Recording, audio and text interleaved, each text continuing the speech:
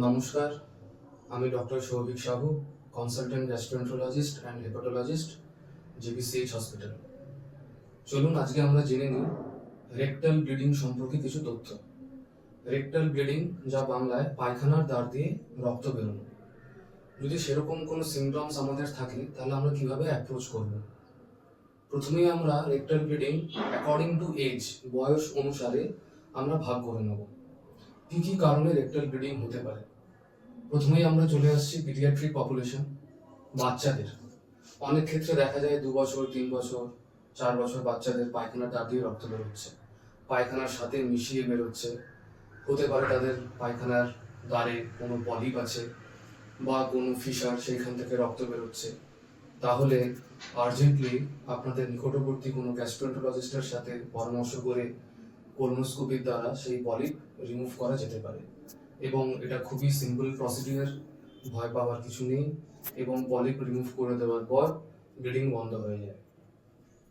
Secondly আমরা চলে আসছি মিডল এজড পপুলেশন, যেখানে রেকটাল ব্লিডিং খুব কমন এবং সবথেকে কমন কজ হচ্ছে পাইলস।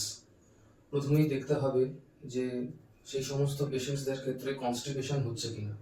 যদি কনস্টিপেশন প্রিডমিনেন্ট হয় তাহলে আমরা ল্যাক্সেটিভস দিয়ে সেটাকে নির্মূল করতে পারি, যাতে না পায়খানা শক্ত হয় এবং পাইলস যাতে না বাড়ে।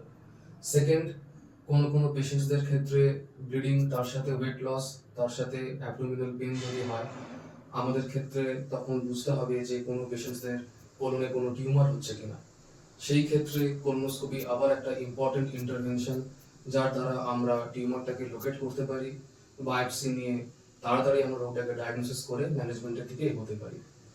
বা যদি কোনো ইনফ্ল্যামেটরি বাউল ডিজিজ হয় বা যদি কোনো রক্তশিরা ম্যালফরমেশন, যেটাকে আমরা অ্যাট্রিওভেনাস ম্যালফরমেশন বলি, এভিএম, তার জন্য ব্লিডিং হতে পারে।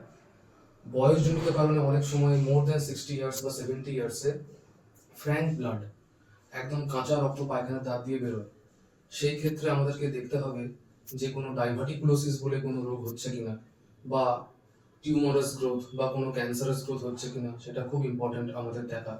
তার জন্য কোলোনোস্কোপি খুব ইম্পর্টেন্ট। তাই যদি এই সমস্ত সিমটমসগুলো থেকে থাকে, আপনারা দেরি না করে সত্বর আপনাদের নিকটবর্তী গ্যাস্ট্রোএন্টারোলজিস্টের সাথে যোগাযোগ করুন এবং তাড়াতাড়ি কোলোনোস্কোপির মাধ্যমে রোগটা নির্ণয় করার চেষ্টা করুন। এবং তার ট্রিটমেন্ট খুবই সিম্পল এবং এফেক্টিভ, এবং তাড়াতাড়ি আপনারা সুস্থ থাকবেন। Thank you.